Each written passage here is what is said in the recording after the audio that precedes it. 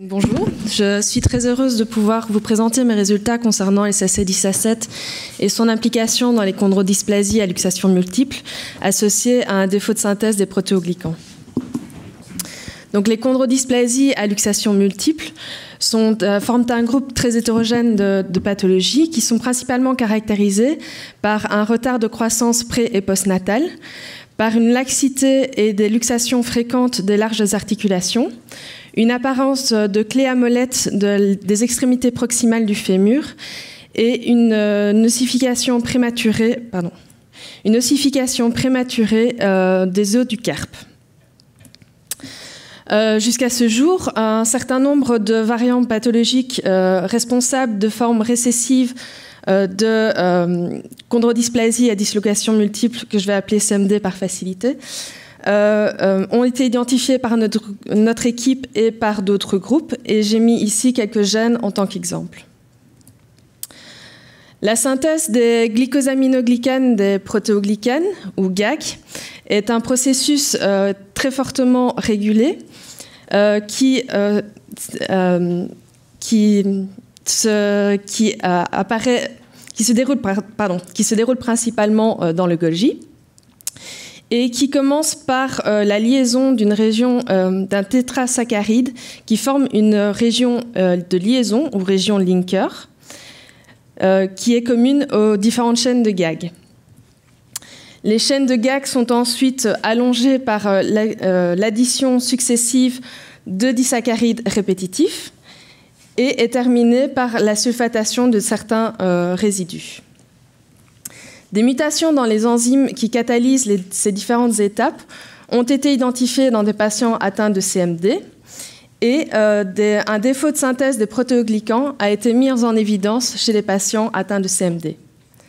Tout ceci nous a conduit à émettre l'hypothèse de l'existence d'un mécanisme physiopathologique commun à ce groupe de chondrodysplasie impliquant un défaut de synthèse des protéoglycans. Bien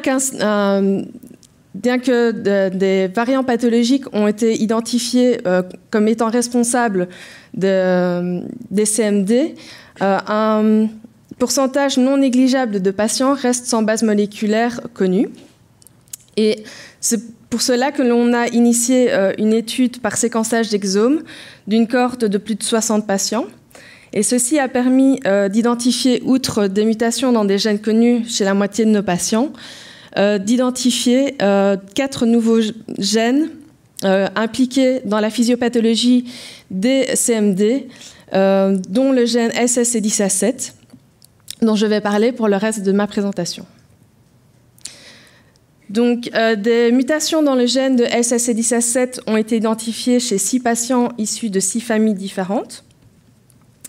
Les 6 patients présentaient un retard de croissance pré- et postnatale sévère, des luxations des larges articulations, une microrétrognathie que vous pouvez observer sur les photos ici, et une ossification prématurée des os du carpe.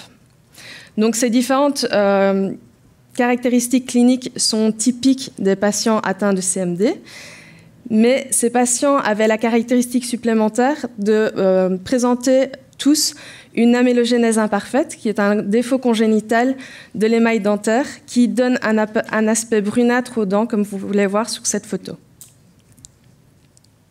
5 mutations ont été identifiées dans les variants de SSC-10A7, 2 mutations affectant un site d'épissage, 2 mutations faux sens et une mutation insérant un stop prématuré. Afin d'étudier leur impact fonctionnel, nous avons généré des protéines de fusion en utilisant un TAC MIG et en utilisant de l'ADN complémentaire issu de fibroblastes contrôle ou de fibroblastes des patients 1 et 3. Et nous avons étudié leur expression après transfection dans des cellules HEK par immunofluorescence et par Western blot. Et vous pouvez voir ici que ces mutations induisent une forte diminution de l'expression de la protéine SSC-10A7, suggérant que les différentes mutations de SSC-10A7 sont des mutations perte de fonction.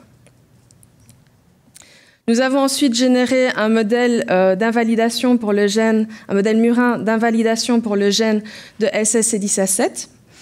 Et les souris homozygotes obtenues pour ce modèle, ou souris SSC17KO, sont plus petites à la naissance, comme montré ici par la réduction du poids et de la longueur rostrocaudale, et restent plus petites à 8 semaines. De plus, ces souris présentaient une dysplasie squelettique qui était déjà visible à la naissance par analyse radiographique, comme vous pouvez le voir ici. Nous avons également analysé le crâne de ces souris. Donc, le crâne des souris SSC17KO était plus petit, avec une longueur et une largeur réduites, mais ils étaient également plus ronds, comme montré ici par la réduction du rapport entre la longueur et la largeur, avec les zones frontales, nasales frontales et occipitales plus atteintes que les zones pariétales et interpariétales. Donc, comme je vous l'ai dit précédemment, tous les patients porteurs de mutation SSC17 présentaient une amélogénèse imparfaite, qui est un défaut, un défaut congénital de l'émail dentaire qui peut être visible chez la souris par microscopie électronique à balayage. Donc, chez la souris contrôle, dans l'incisive, on peut distinguer 3 zones en fonction de l'organisation des prismes d'émail. Donc, la zone prismatique interne, la zone prismatique externe et la zone aprismatique. Par contre, dans les souris SSC17KO, la zone aprismatique est absente et on peut constater la présence de trous dans la zone prismatique externe. Et de plus, les prismes et les interprismes sont moins définis dans la zone prismatique interne chez les souris SSC17KO par rapport au contrôle. Tout ceci suggère un défaut de maturation de l'émail. Nous avons ensuite étudié les os du squelette appendiculaire et j'ai mis ici le fémur en tant qu'exemple.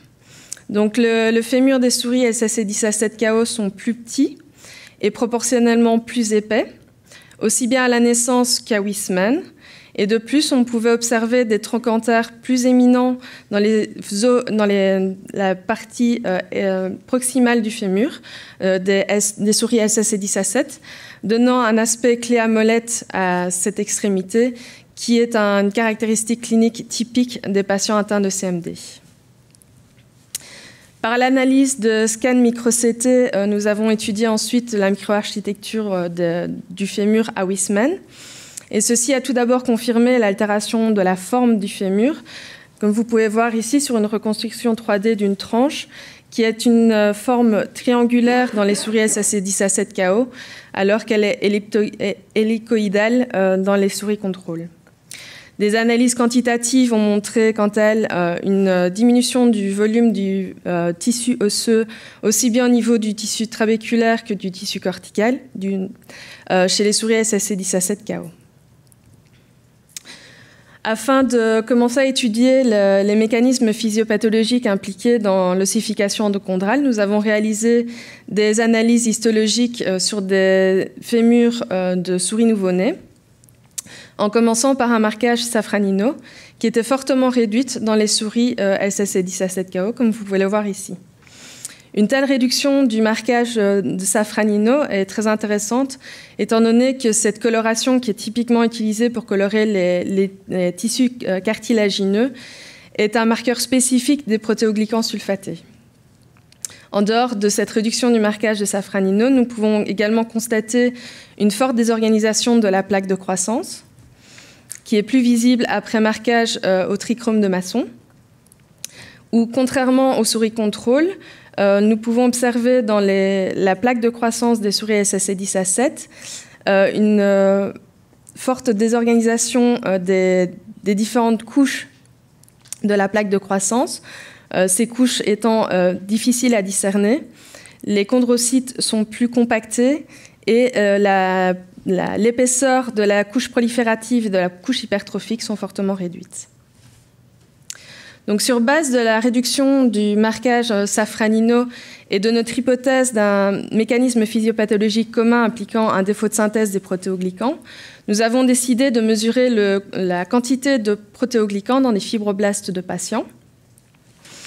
Et bien que nous n'ayons pas vu une différence significative de la quantité totale de protéoglycans dans les fibroblastes de patients porteurs de mutation SSI-17 comparé au contrôle, nous avons vu une diminution significative de la proportion des sulfates d'héparane par rapport aux sulfates de chondroïtine dans les fibroblastes de patients par rapport au contrôle.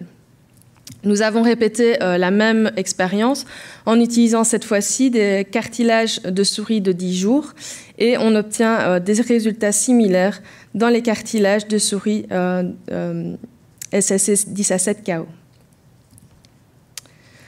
Donc, SSC17 est un transporteur transmembranaire de fonctions et de substrats inconnus. Cependant, 2 études précédemment publiées sur 2 orthologues chez la levure suggèrent un rôle en tant que régulateur négatif de la concentration en calcium cytoplasmique. Donc une telle fonction pourrait expliquer un défaut de synthèse de protéoglycans, puisqu'il est connu que des variations du calcium intracellulaire peuvent affecter l'activité enzymatique de plusieurs glycosyltransférases. Donc, nous avons donc décidé d'étudier la prise de calcium par des fibroblastes de patients et de fibroblastes contrôle.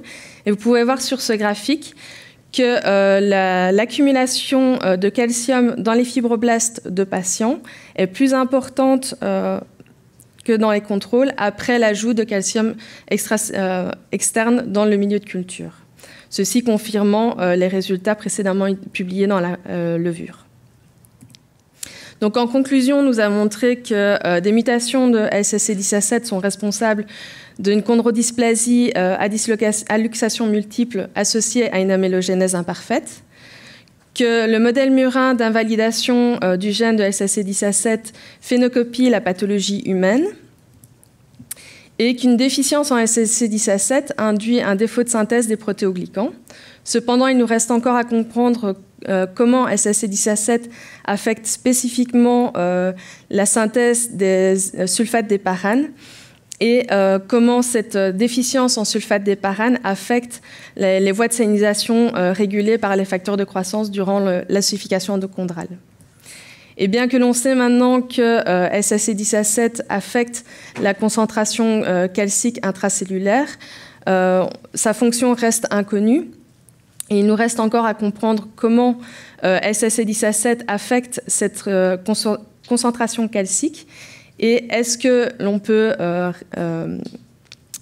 corriger le phénotype en régulant cette concentration calcique et ainsi permettre le développement de nouvelles approches thérapeutiques. Et pour finir, je voudrais remercier tous les membres de mon équipe et toutes les personnes qui ont participé à cette étude, ainsi que vous pour votre attention.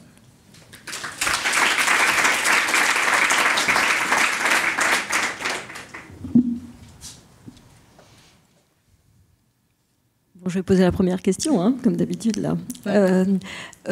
En fait, il s'agit plutôt d'un canal calcique, c'est ça? Ce que j'ai pas compris, c'est quel type de protéine ça donc c'est je vais peut-être remettre la structure ici.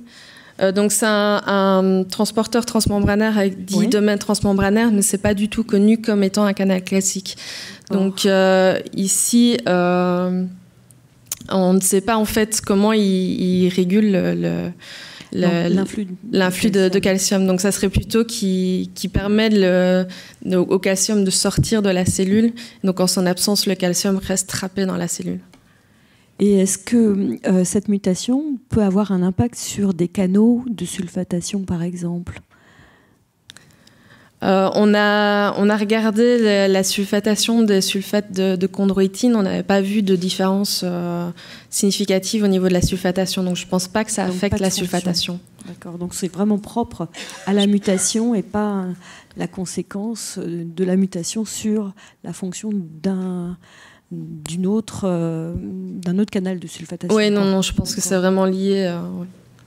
Est-ce que vous avez regardé s'il y avait d'autres lésions systémiques et pas uniquement osseuse. Est-ce qu'il y a des modifications cutanées, je pense, chez ces souris, puisque vous trouvez aussi ça chez les patients, mais est-ce qu'il y a d'autres anomalies, d'autres tissus? Parce que théoriquement, ça pourrait être ubiquitaire finalement, tu vois. Oui. En fait, il y a chez les patients atteints de chondrodysplasie à luxation multiple, il y a effectivement plusieurs atteintes autres que des atteintes squelettiques.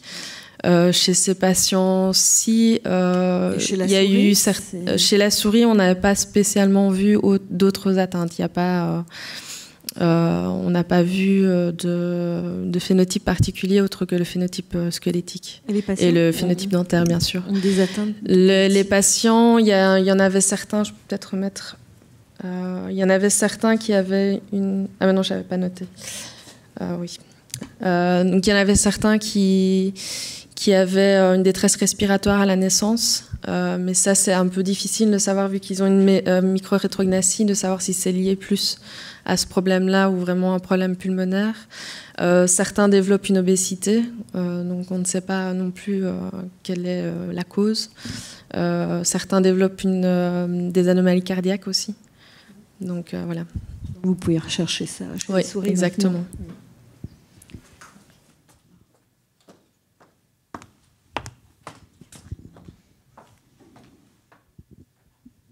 Merci, bonjour. Bravo pour cette présentation.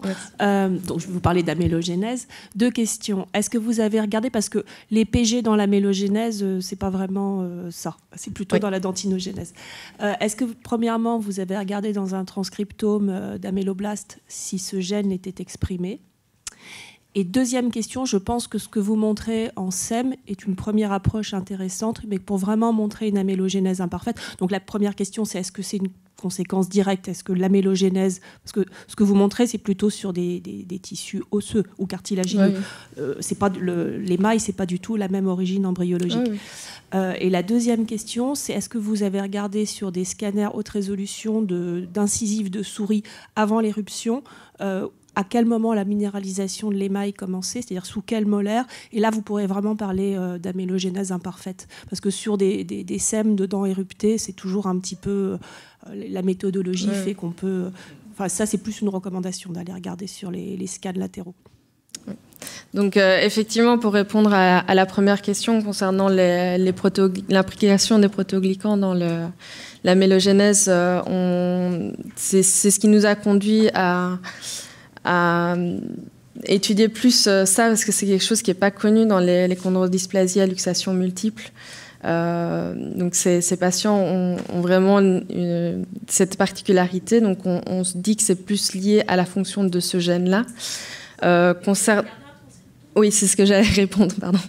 On n'a pas encore regardé au niveau des transcriptomes, mais c'est quelque chose qu'on compte faire, vraiment voir si... mais pour avoir un élément de réponse pour ça, je peux peut-être juste vous montrer des résultats d'hybridation in situ, où on voit qu'on a une expression...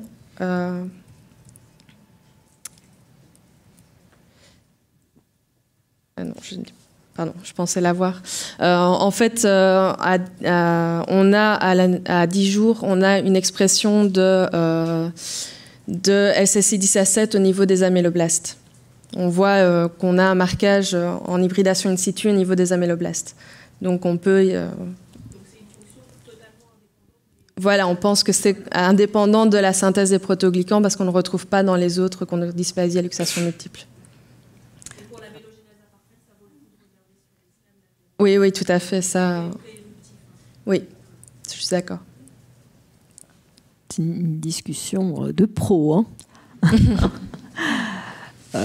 Donne pas de Catherine. Est-ce qu'il y a d'autres questions? Voilà. Merci, Joanne. Pardon. C'est Monsieur Marotto. Géographique de ce gène, parce qu'on sait que ces formes avec dislocation sont plus fréquentes à certains endroits.